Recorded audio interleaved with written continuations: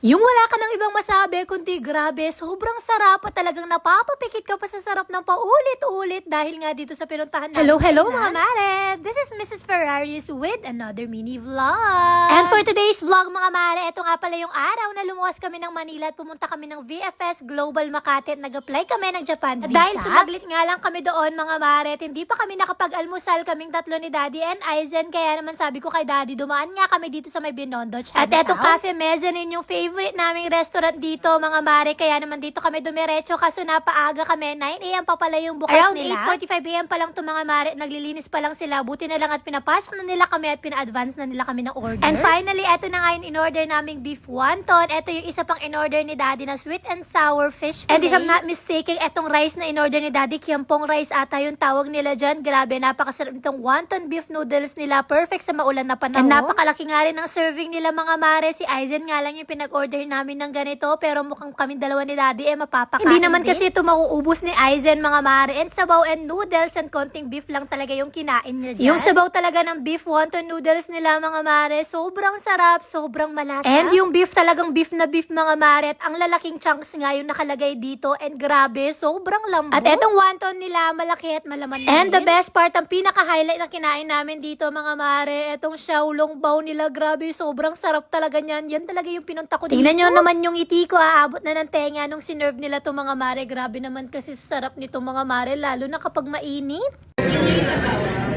Daddy the best.